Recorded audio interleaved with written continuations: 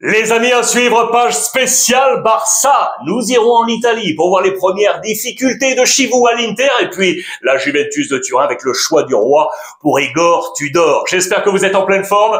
Voici l'heure de votre revue de presse internationale de ce jeudi 9 septembre. Et puis vous le voyez, la hype marocaine est à la une. Demain, vendredi, à Rabat, nouveau stade, Moulay Abdallah. Le Maroc va affronter le Niger avec en point de mire la prochaine Coupe du Monde. Et dans le groupe de Walid Regragui, le sélectionneur, ces deux visages qui ont animé le dernier mercato avec Ounahi, direction Gérone, et Aguerd, vous le savez, la défense centrale de l'Olympique de Marseille. C'est au cœur de cette nouvelle édition. N'oubliez pas de vous abonner, les amis. Vous le savez, ça envoie un maximum d'énergie. En parlant Maroc, je pense également à Achraf Hakimi, car le ballon d'or arrive.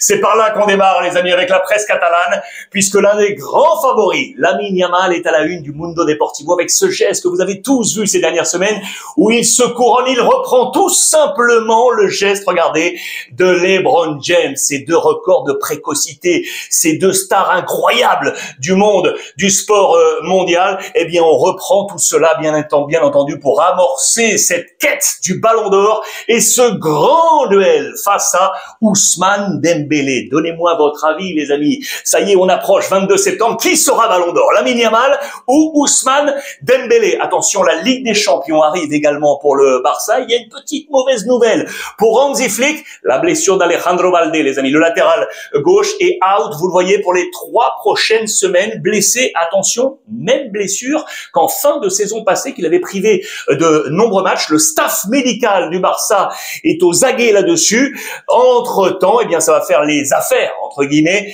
de Gérard Martin, les amis. Lui qu'adore Hansi Flick, il l'avait également testé, vous le savez, au poste de défense centrale. Eh bien, c'est lui qui va occuper le poste de Balde durant les 3 prochaines semaines.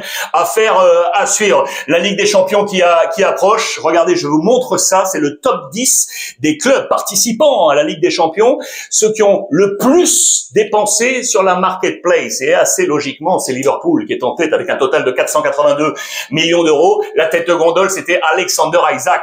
Chelsea, João Pedro, Arsenal, Gyökeres, Newcastle, Voltemade, Tottenham avec Simons, Manchester City, Reinders, l'Atlético Madrid avec Baena, le Real Madrid avec Huysen, Galatasaray, les amis, avec Osimhen, la Juventus avec Conceição. Il n'y a pas le Paris Saint-Germain dans ce top 10 et Barcelone est loin, très loin, avec 27 millions d'euros. Tête de gondole, Joan Garcia, le gardien arrivé de l'Espagnol pour quasiment la totalité des 27, 25 millions d'euros pour lui. Les 14 internationaux du Barça concentrés sur cette semaine internationale, je voulais juste vous montrer ça, avec les 6 Espagnols, Cubarsí, Pedri, Olmo, Fermin, Lamine Yamal, Ferran Torres, De Jong pour les Pays-Bas, Lewandowski pour la Pologne, Jules Koundé pour l'équipe de France, Rashford pour l'Angleterre, Christensen pour le Danemark, Rafinha pour le Brésil, Araujo pour l'Uruguay et les moins de 21 Suédois avec le jeune Bargi, 14 joueurs qui manquent aujourd'hui, logiquement. À Hansi Flick, en parlant des Espagnols,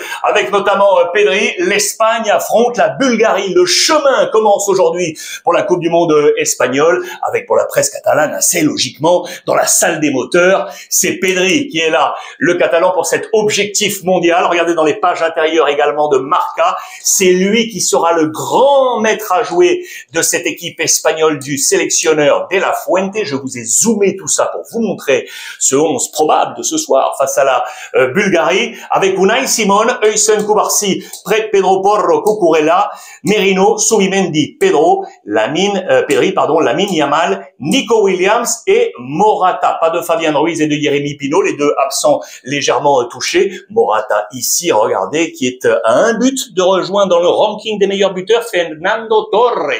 Du côté de la sélection espagnole, en parlant de rendez-vous internationaux, l'Allemagne également joue ce soir, les amis, face à la Slovaquie, avec une attaque là à 210 millions. Avec logiquement Wirtz, qui vous le savez a rejoint Liverpool, et donc Voltemade qui a rejoint Newcastle. Ils vont porter cette attaque. Voltemade est ici, Wirtz est ici. Voici le 11 probable. Regardez de la sélection allemande avec Gnabry, Levling, Stiller, Kimmich, Rome, Collins, Rüdiger, Ta et Baumann. Dans ce 11, il n'y a pas, les amis, le roi Sané qui, vous le savez, a rejoint Galatasaray. Gundogan, son ancien coéquipier en sélection, capitaine de la sélection, l'a rejoint également en provenance de Manchester City. Très important là, ça, parce que Nagelsmann, le coach de la sélection allemande, lui a très clairement dit, attention le roi, pour revenir dans ce groupe, il va falloir que tu joues et que tu sois impactant. Un calibre un peu moindre sur le ranking, le football turc. Il faut qu'il fasse ses preuves avec Galatasaray pour revenir dans cette sélection. Parlons d'Allemagne, rapidement, je vous montre ça.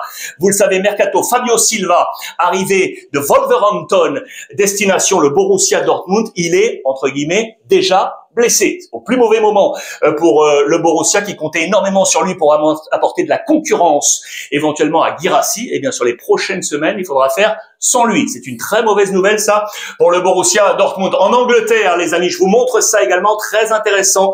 Plusieurs visages. Le premier à la une, notamment du Daily Express, c'est lui, James Spence, les amis, joueur de Tottenham. Pourquoi je vous en parle? Première sélection avec l'équipe anglaise, très intéressant à suivre. Homme de couloir.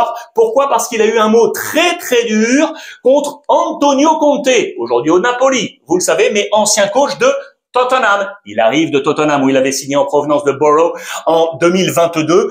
Antonio Conte était alors le coach. Il ne lui a jamais fait confiance. Et ça, lui, il ne l'a pas oublié. Il l'a dit en conférence de presse. J'ai toujours un petit mot dans ma tête contre tous les coachs qui ont brisé un chouïa à mon moral. Ça a été le cas avec Antonio Conte, il l'a déclaré avant le match de la sélection anglaise. Et ça, j'adore, je voulais vous le montrer, c'est le bandeau qui est ici.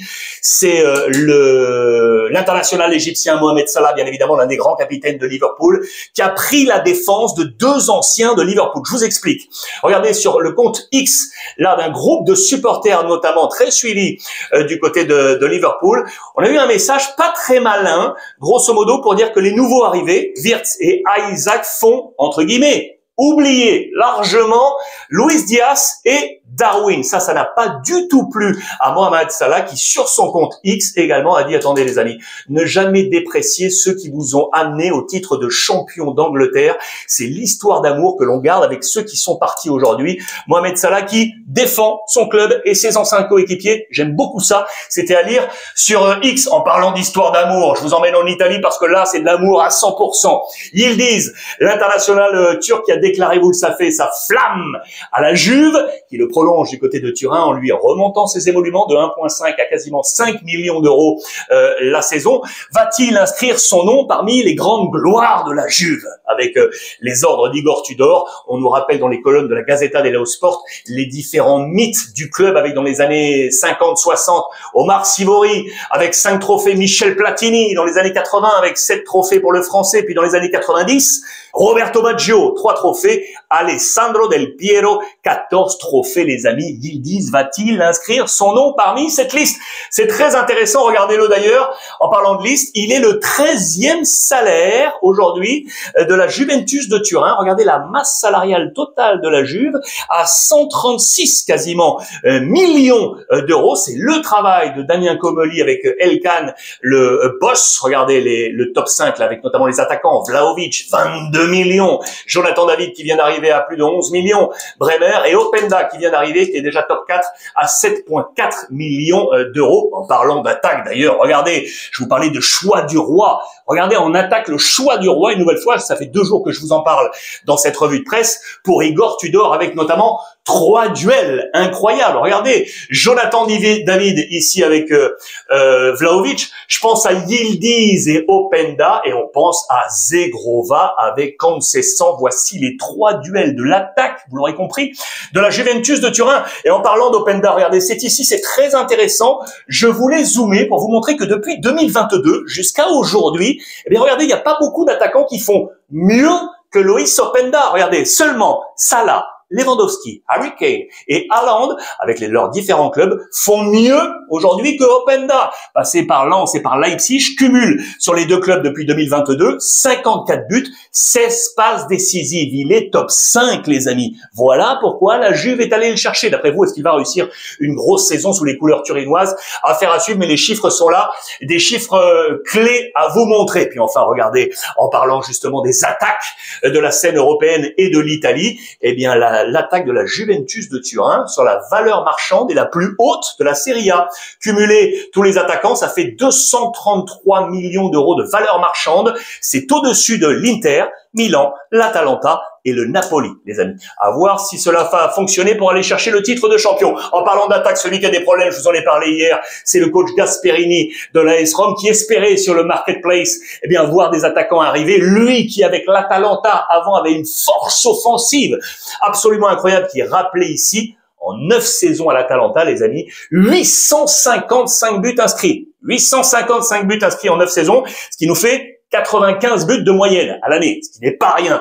Voici ses attaquants aujourd'hui à Rome. Il lui en manque, selon lui. Ce qui est sûr, c'est qu'il va s'atteler, en attendant le marché hivernal peut-être, à rebooster Dovbyk. Vous le savez qu'on voyait éventuellement sur le départ. Eh bien, les deux hommes vont travailler ensemble. Gasperini a déjà relancé pas mal d'attaquants, souvenez-vous, avec Jeddah. Je pense notamment à Milito, Genoa. Je pense à Zapata et à Retegui avec l'Atalanta Bergame. Eh bien, c'est sa mission aujourd'hui avec Dovbyk. Il sera épaulé, bien évidemment, du grand Dybala. Ça y est, qui va être de retour pour s'installer de nouveau dans le 11 et servir lui aussi de point d'ancrage offensif pour permettre à l'AS Rome de trouver les marques au niveau des buts inscrits. Rabiot va-t-il se rendre incontournable à l'AC Milan, les amis? Voilà une des questions. Il vient d'arriver, vous le savez, en provenance de l'Olympique de Marseille pour retrouver son papa sportif Max Allegri après ce passage à la Juventus de Turin. Voici les options de Milan aujourd'hui. Et dans les deux, Adrien Rabiot à sa place, les amis. Eh oui, regardez, ici le 3-5-2 davantage musclé au milieu avec les deux couloirs, mais 3 hommes très clairement affichés, avec Rabiot qui est ici,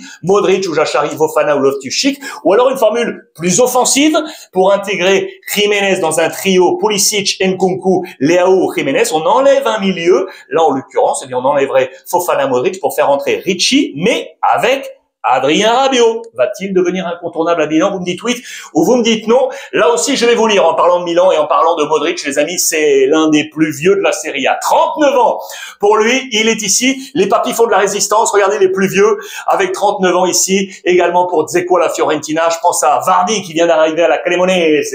38 ans, 34 ans pour De Bruyne. Il y a du Pedro, il y a du Matic, il y a du Albiol, du Ciro Immobile et puis il y a du Acerbi à l'Inter. 37 ans en parlant de l'Inter, je parle des déboires, ça y est, les premières difficultés de Chivou qui vient d'arriver, vous le savez.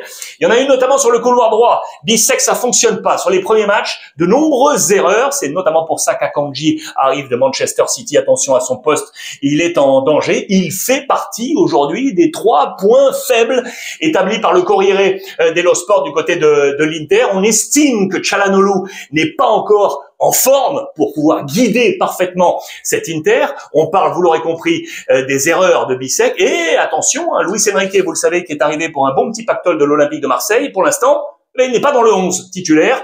Ce sont les premières difficultés, vous l'aurez compris, de Chivou, qui a déjà un œil sur le prochain mercato. Lui qui a manqué, vous le savez, le père Lookman de l'Atalanta. Eh bien, il lui faut un dribbleur.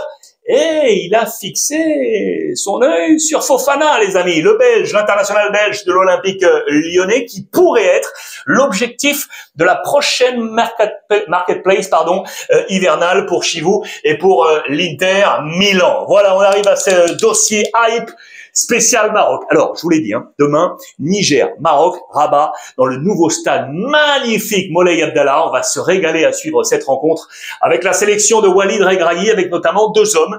Je vous en ai parlé, et notamment le défenseur arrivé de West Ham, Aguerd. Alors, pourquoi je vous en parle? Regardez dans les colonnes de La Provence. Aujourd'hui, on nous parle, attention, du nouveau chemin de croix de Balerdi, le capitaine marseillais qui, sur les 2 défaites à l'extérieur, a été jugé, en tout cas par nos confrères, quelque peu coupable sur quelques erreurs qui ont précipité les défaites de l'Olympique de Marseille. Et puis, logiquement, avec l'arrivée et de Aguerd et de Pavard, eh bien, la nouvelle charnière centrale pourrait faire que Balerdi soit out.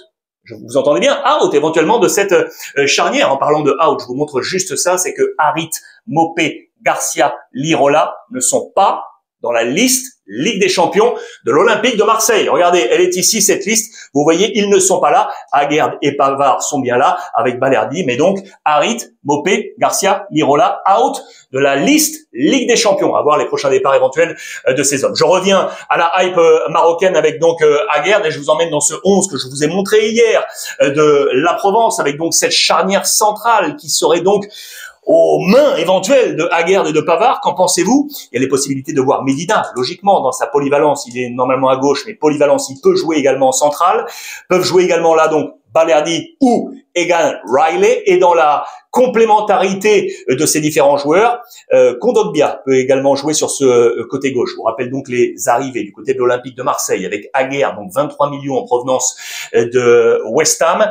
Et je voulais vous montrer tout ça pour vous amener ensuite dans ce cœur de jeu où était Unai. Vous le savez, qui était prêté au Panathinaikos par l'Olympique de Marseille et qui a donc pris la direction de Gérone en Espagne. C'est là que je voulais également vous amener parce que pour moi, c'est l'un des meilleurs coups, ça, du mercato. Souvenez-vous, Coupe du Monde 2022 au Qatar, Maroc-Espagne, 8e de finale. L'Espagne est éliminée au tir au but, séance de tir au but par le Maroc. Au sortir du match, Luis Enrique, sélectionneur espagnol, dit mais qui est ce numéro 8 ?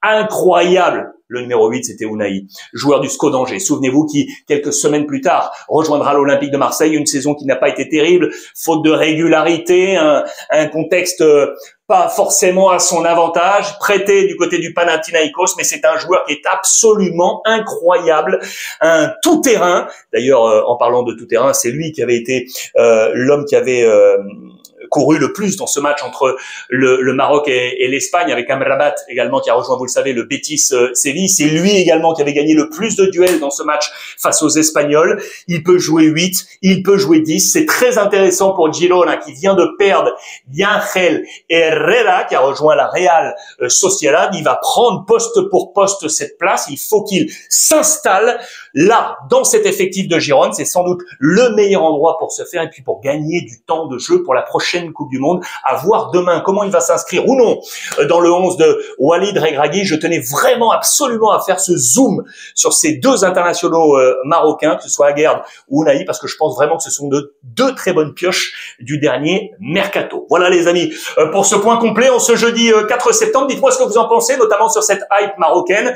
On va voir ce que demain donnera ce match face au Niger. Le peuple marocain est déjà en pleine folie, je peux vous l'assurer. Je vous embrasse très très fort, passez une bonne après-midi et n'oubliez pas toujours, point essentiel, profitez des vôtres les amis.